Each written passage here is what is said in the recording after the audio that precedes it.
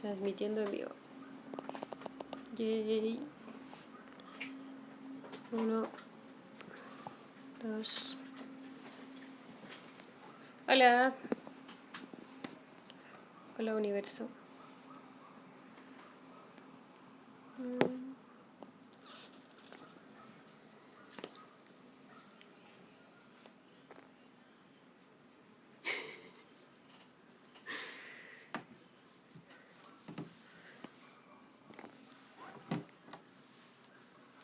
Hola. Nos vamos a conectar mientras tanto. Y los voy a saludar mientras tanto.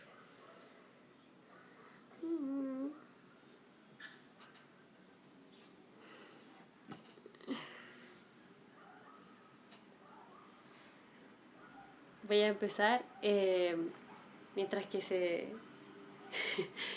se conectan. Voy a empezar a hablar sobre algunos temas para las personas que ven esto después, cuando está grabadito.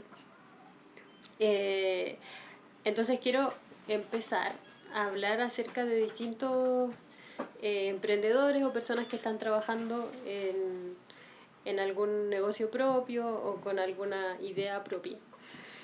Y para eso quiero empezar contándoles por mi emprendedor favorito del día. La idea es que yo hablo sobre alguna empresa que me interesa o me gusta, y si ustedes tienen un emprendimiento, también puedan enviármelo, y yo, si me interesa, puedo conversar también sobre eso y contarle a las personas como lo que ustedes hacen, a qué se dedican, qué están ofreciendo ahora en este tiempo de cuarentena, y así nos ayudamos entre todos, ¿ya? Quiero empezar hablando de Caro Punto, que es mi hermana. Por supuesto hay que empezar por casa. Y ella hace asesoría en Instagram. Mi hermana es marketera, trabaja en marketing. Y lo que hace ella es enseñarle a las personas a usar Instagram cuando tienen una empresa, cuando tienen un proyecto, o son profesionales que trabajan, no sé, en fonoaudiología o son dentistas, etc. Ella les enseña a trabajar a través de Instagram, cómo vender a través de Instagram.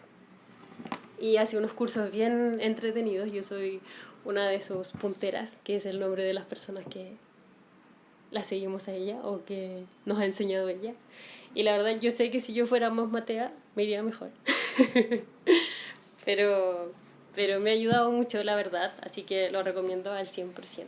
Ya, les voy a dejar en mis historias, después cuando termine este en vivo, les voy a dejar en mis historias el Instagram de Caro Punto, para los que estén interesados en ese proyecto, ya en aprender a vender a través de Instagram, aprender cómo hacer que tus seguidores sepan cuál es el mensaje que tú tienes. Ella te enseña a organizar tus historias, te enseña a organizar lo que vas a subir, y también es la creadora de mi página web. Así que tiene como un proyecto completo para emprendedores y es súper interesante. Así que los invito a seguirla también, y los que están interesados que se comuniquen con ella. Yo voy a poner en mis historias esta información, y si alguno de ustedes está interesado, se comunica con ella. Vamos a empezar, ya somos suficientes, y les repito, si alguno de ustedes tiene algún emprendimiento, me lo hace llegar y yo puedo conversar acerca de eso. Vamos a empezar con las preguntitas. La verdad me llegaron varias preguntas, muy buenas preguntas, muy buenas preguntas, la verdad, debo decir. Y les agradezco también por esas preguntas. No sé si voy a alcanzar a responderlas todas, pero si es que no alcanzara, el próximo viernes nos conectamos y respondemos. De todas formas, aquí hay una casilla de preguntas donde ustedes pueden hacerme preguntas ahora. Ya, si es que surge alguna pregunta acerca de lo que estamos conversando, ustedes pueden hacerme una pregunta y yo la respondo en el momento. Vamos a empezar. Voy a poner yo la preguntita aquí que me llegó. Voy a quedar yo en chiquitita arriba y ustedes miran lo que salga aquí. Entonces, nuestra primera pregunta del día dice más o menos así. Ya, ¿cómo puedo cocinar un queque. Esta es muy interesante, me preguntó un chico, un hombre. Me pareció súper buena pregunta. ¿Cómo puedo cocinar un queque en horno sin que se queme? ¿Hay tips? Por supuesto que hay tips. Para todo hay tips, ¿ya? ¿Cómo puedes hacer que se cocinar tu queque? Empezando por, que he explicado esto antes, pero siempre es importante repetirlo, ¿ya? Tengo que primero precalentar mi horno, que eso es sumamente importante, precalentar mi horno y poner el queque, ¿ya? ¿Qué pasa con los queques? Normalmente uno pone el queque o muy arriba o muy abajo, ¿ya? ¿Por qué? Porque yo prendí el horno para abajo y me imagino que abajo va a estar más caliente. Sí, está más caliente cuando tiene solamente calor abajo. Pero el calor de un horno, sobre todo en los hornos que son a gas, es envolvente, ¿ya? El fuego está por debajo, pero ese fuego, ese calor, no solamente quema abajo, sino que sube y da como una vuelta así, ¿ya? Y ese calor envolvente, produce que su queque o lo que estén haciendo se cocine completo. Por eso es necesario que ustedes precalienten el horno, para que ese calor esté en todo el horno y no solamente en una parte, ¿ya? Entonces, si ustedes calientan el horno, ese calor completo va a cocinar su queque. Pero si mi queque está muy arriba, se va a quemar por arriba y va a quedar crudo por abajo. Si está muy abajo, se va a quemar por abajo y va a quedar crudo por arriba. Entonces, mi queque siempre que hagan un kuchen, un queque, un bizcocho, lo que sea, al medio del horno. Sin importar si su horno calienta por abajo, calienta por arriba, calienta por los dos lados, siempre su horno tiene que estar su queque tiene que estar lo más al medio posible, ¿ya? Esa es la temperatura más pareja que nosotros podemos darle a la parte de arriba, tanto como a la de abajo, ¿ya? Ahora, si mi horno es muy potente por abajo, ¿ya? Y yo lo pongo al medio y todavía se quema, póngalo más arriba, ¿ya? Como les dije, ese calor envolvente va a ir quemando tanto por arriba como por abajo, ¿ya? Pero lo más común en los hornos es que cuando uno pone el queque en la parte central del horno, el calor es completo, ¿ya? Y queda cocinado de una forma más pareja. Ahora, si yo puse mi queque muy arriba o muy abajo y el queque se quemó, ¿ya? O se está tostando mucho por un lado, una de las opciones de algo que yo puedo hacer para evitar que mi queque se siga quemando, porque nos pasa mucho que a veces se empezó a tostar por arriba, pero yo le metí un palito, un cuchillo, etcétera, y veo que todavía por dentro está crudo. Entonces, ¿qué hago? Le pongo un papel aluminio, alusafoil, no sé cómo ustedes le digan, papel aluminio por arriba, ¿ya? De esa forma creo como una ollita, ¿ya? Entonces mi queque va a estar cocinado de una forma más pareja, y eso de arriba no se va a seguir cocinando solo, sino que va a haber un calor completo adentro del molde. Esto no se hace siempre, ya no es como que yo tengo mi queque crudo y llego y le pongo la cosa, no. Eso se hace solamente cuando yo veo que hay una parte que está más cocida, sobre todo cuando es la de arriba, que está más cocido y lo de abajo está crudo. Para evitar que se me queme por arriba, para que se cocine abajo, le pongo un papel aluminio por encima, lo tapo bien y pongo mi horno a cocinar, ¿ya? Eso es como el tip para que un queque no se les queme en el horno. Veo que me están haciendo una preguntita, que no sé si es de este tema. ¿Cómo hacer la mezcla perfecta para queques? Bueno, hay un montón. Lo voy a poner ahí, voy a sacar esta imagen de atrás. Ya. Hay hartas recetas, la verdad. Muchas recetas. Y esas recetas dependen del tipo de queque que yo esté haciendo, ¿ya? Si yo quiero hacer un queque como una mezcla perfecta, que no sé si existe realmente, pero sí, lo más perfecto que se pueda es cuidar los huevos, ¿ya? Cuidar las claras, cuidar la yema, cuidar el huevo, el aire que da el huevo. Si yo voy a tener un queque que sea esponjoso, a todos nos gustan los queques que son esponjosos. Si yo quiero tener un queque que sea esponjoso, tengo que cuidar mis huevos. ¿A qué me refiero con esto? Cuando estoy haciendo mi mezcla, ¿ya? Yo voy a hacer que suba, ¿cierto? Cuando bato, hago que esta mezcla suba. Pero ¿qué pasa? Muchas veces las personas baten los huevos y después agregan como la harina así, ¡pa!, de golpe. ¿Qué pasa? Todo ese huevito, todo ese aire que nosotros ganamos se pierde. Y esa mezcla queda como densa, como dura, ¿ya? Cuando yo tengo una mezcla dura, ya sé que ese queque va a estar duro, ¿ya? La textura de su mezcla es muy importante, porque la textura de la mezcla que yo tengo es la muestra del tipo de queque que voy a tener al final. Lo mismo nos pasa con un bizcocho. Si mi mezcla es dura, si mi mezcla es seca, el queque que va a salir después va a ser exactamente igual, ¿ya? Entonces, si mi mezcla es esponjosa, se ve que hay aire ahí, ese queque va a ser esponjoso. Entonces, yo diría que la mezcla perfecta es una mezcla que se ve liviana, que se ve esponjosa, ¿ya? Una mezcla que se ve casi líquida, así como, no sé, un panqueque, esa mezcla no es la mejor, ¿ya? Si yo veo que mi mezcla está muy baja, muy densa y muy como difícil, entonces ese queque es probable, muy probable que quede bajo, que quede más duro, que quede menos aireado. Entonces, fijémonos en la mezcla. La mezcla perfecta de un queque es muy aireada, muy liviana, ¿ya? Y para eso tenemos que cuidar el queque. Estoy hablando de queque, Berito, no de panqueque. El panqueque, la mezcla es más densa, ¿ya? Naturalmente la mezcla de un panqueque es más densa. ¿Por qué? Porque una mezcla de panqueque, o sea, un panqueque tiene una forma que es mucho más pequeña, más delgada, y al mismo tiempo necesita ser doblado, ¿ya? Entonces, como yo voy a doblar mi panqueque, necesito más elasticidad en el panqueque, ¿ya? No necesito tanta esponjosidad, sino más elasticidad para que se pueda doblar. Pero no es lo mismo con un queque. Un queque lo que yo necesito es esponjosidad, es que crezca, ¿ya? Que tenga más aire. Sigamos.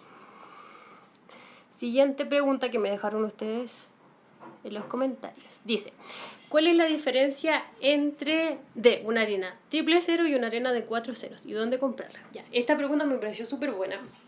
¿Por qué? Porque normalmente en Chile nosotros no tenemos la harina clasificada por número, ¿ya? En Europa se da que existe la 45, la 75, etc. Y no sé, por ejemplo en Argentina, que se usa más ese tema de las harinas también, la gente está acostumbrada como a tratar con harinas de fuerza, de triple cero, 4 cero, 1 cero, 2 cero, etc. ¿Pero a qué se refiere esto? Una harina está refinada, ¿ya? Del trigo para llegar a la harina hay todo un proceso de refinación, ¿ya? Y cuando una harina está muy refinada, o sea, la harina más fina es la de 4 ceros. Pero la harina de 4 ceros es la harina que nosotros encontramos en cualquier supermercado, en cualquier parte. En Chile la harina más usada es la harina 4 ceros porque es la única. Cuando uno va al supermercado y va a comprar harina, uno encuentra un solo tipo de harina. Lo más normal es encontrar un tipo de harina, de trigo al menos. Y esa harina es 4 ceros. O sea, la harina normal que yo encuentro en el supermercado en Chile es 4 ceros, ¿ya? Y esa harina es la más refinada, por lo tanto, es la que tiene menos fuerza, ¿ya? Explico lo que es la fuerza. Una harina, a medida que se va procesando, cada vez que se procesa más y más, ¿ya? Empieza a perder su cantidad proteica, ¿ya? La proteína, ¿se acuerdan que yo les conté que la proteína del trigo es el gluten, ¿ya? Esa capacidad que tiene la harina de crear elasticidad, ¿ya? Entonces, la proteína de la harina se va perdiendo a medida que uno sigue refinando la harina. Entonces, una harina 4.0 es la que tiene menos elasticidad y la que tiene menos proteína, ¿ya? Entonces, esta harina, que es la 4.0, que es la que yo encuentro en el supermercado, en todos lados se usa para preparaciones típicas como kuchen, como queques, como todas las preparaciones que uno hace en su casa, ¿ya? Como tipos de preparaciones de repostería, normalmente. ¿Por qué? Porque es una harina que tiene esa textura más liviana para preparaciones que son masas batidas, ¿cierto? Que quieren huevo, y preparaciones, no sé, postres, cosas de ese estilo, ¿ya? ¿Por qué? Porque esta harina está mucho más refinada, claro, el sabor, o sea, el sabor, la textura que da es mucho más fina. Entonces, si yo le pongo una harina que es más densa a un queque, mi queque, ¿qué va a pasar? Se va a bajar, ¿ya? Entonces, mi harina para usar como a diario en este tipo de preparaciones, la típica 4 ceros, ¿ya? Pero es la menos fuerte, ¿ya? Es la harina con menos fuerza. Ahora, la de 3 ceros es una harina más fuerte, se llama también triple cero. Y esa harina es la que se usa normalmente en panadería, ¿ya? La harina triple cero normalmente uno no la encuentra en los supermercados. Yo quedé bastante sorprendida porque hace poco encontré una en un supermercado que decía harina triple cero. Pero es la única vez que yo he visto una harina triple cero en un supermercado. Espero que se forme como más común porque la harina triple cero sirve mucho para hacer pan, ¿ya? La harina triple cero es una que tiene mayor cantidad de proteína y al mismo tiempo crea más gluten, tiene más elasticidad y es perfecta para hacer pan, ¿ya? Entonces, si yo quiero hacer un queque, harina 4.0. Si yo quiero hacer pan, quiero hacer marraqueta, quiero hacer ayuya, quiero hacer, no sé, el pan que ustedes quieran, normalmente masa leudada, lleva harina triple cero, es la harina más ideal para ustedes. No quiere decir que una harina de 4-0 no se pueda usar, ¿ya? Sí se puede usar, pero el trabajo de la levadura funciona mucho mejor en una harina que tiene más proteína, ¿ya? Sobre todo cuando voy a hacer un pan con masa madre o un pan que está leudado desde antes. Todos esos panes son normalmente mucho más, requieren más tiempo, y una harina que tiene más proteína implica que esa levadura que yo voy a usar va a tener más alimento, entonces va a crecer más rápido y va a crecer más, ¿ya? De una forma más potente. Ahora, existen también harina de 2-0 y harina de 1-0, ¿ya? La de 1-0 vendría siendo la menos procesada, que sería como una harina integral, y la de 2-0 una mezcla como entre las dos, ¿ya? Pero normalmente las más usadas son la triple cero, que es de panadería, o también se le llama harina panadera, y la harina de 4-0, que es la que nosotros encontramos siempre en el supermercado. Espero que haya quedado claro. Me ponen una manito si les quedó claro. Vamos a ver la siguiente preguntita, ¿ya? A ver, ¿qué me preguntan? ¿Dónde encuentro esa harina? Triple cero, ya. Como yo decía, yo encontré hace poco en un supermercado la harina triple cero, tiene que decir triple cero o harina panadera, ¿ya? Que las dos son lo mismo. Esa harina es difícil de encontrar, la verdad, porque normalmente se les vende a empresas, a panadería o a empresas que se dedican al pan. O sea, si yo voy a comprar un saco de harina, voy a encontrar harina triple cero. Pero si voy a comprar 1 kilo, es muy difícil encontrarla porque está hecha principalmente para panadería, claro. De todas formas, sí, de todas formas hay panadería y hay empresas, también he visto yo en Instagram que hay algunas empresas que tienen esa posibilidad. Ya, si ustedes quieren buscarla por internet, búsquela como harina triple cero, harina panadera o harina de fuerza, ¿ya? Esos son los 3 nombres que se les da normalmente a esa harina que sirve para hacer pan, ¿ya? Y la otra harina ustedes la pueden encontrar en todos lados, ¿ya? Continuamos. Siguiente pregunta. Ya, aquí hay una pregunta también que me pareció interesante. Dice, ¿todo lo que se realiza en el horno para todo lo que se realiza en el horno debe estar caliente? Supongo que se refiere a eso. Dice, bueno, Berito dice, en el súper he visto. Ve. Ya, súper. Entonces, ¿para todo se necesita calentar el horno?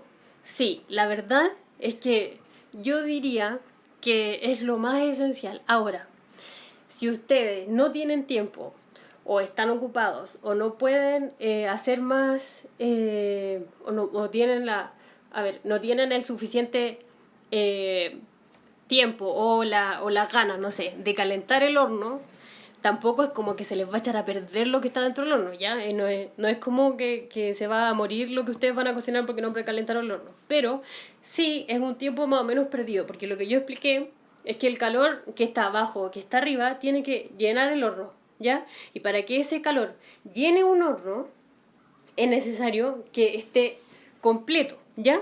Es necesario que el horno esté precalentado. ¿Por qué? Porque el calor seco que tiene un horno no es igual al calor de una olla, ¿ya? No es igual al calor de un sartén, no es el mismo tipo de calor.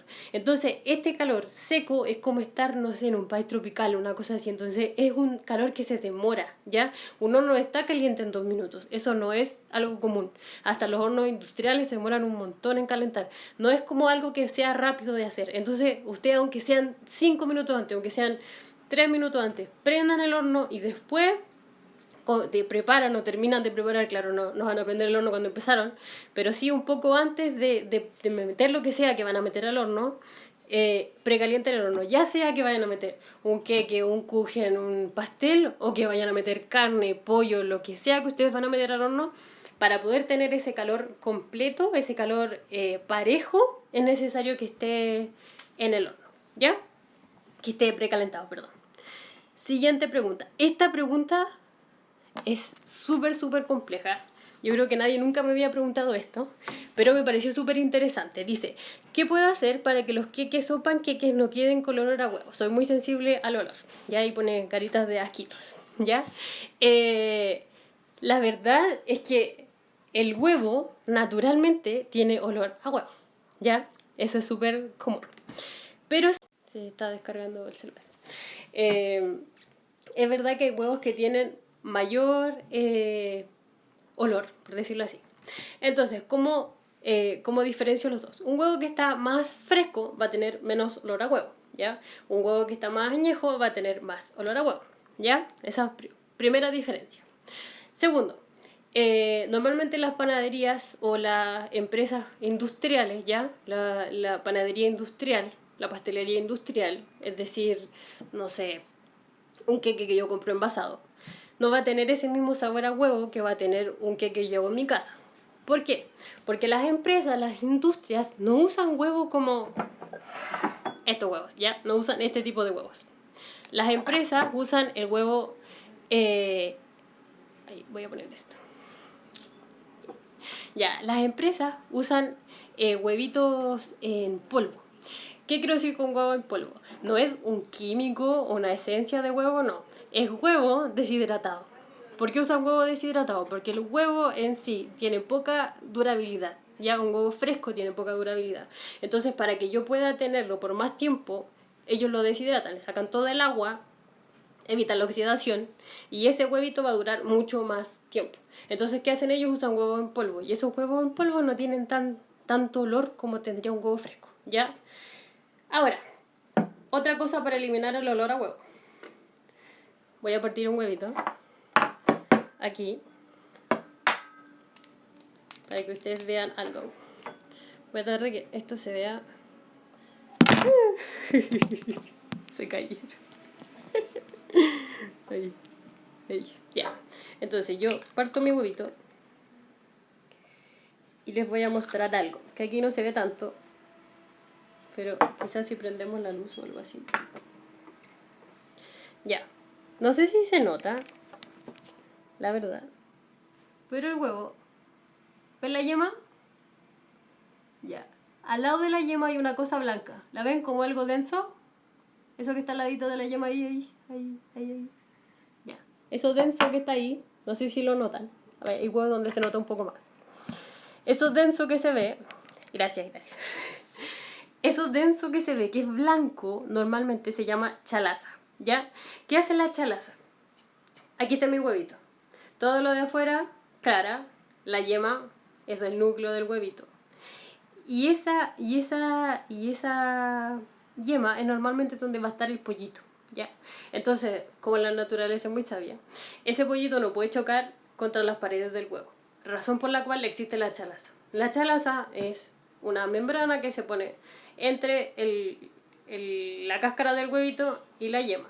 Entonces, estando la cáscara del huevito, les voy a hacer un dibujo porque así va a ser más fácil. Está el huevito y ahí está la chalaza. Eso que ustedes ven como más denso, sí, lo guacala, exacto.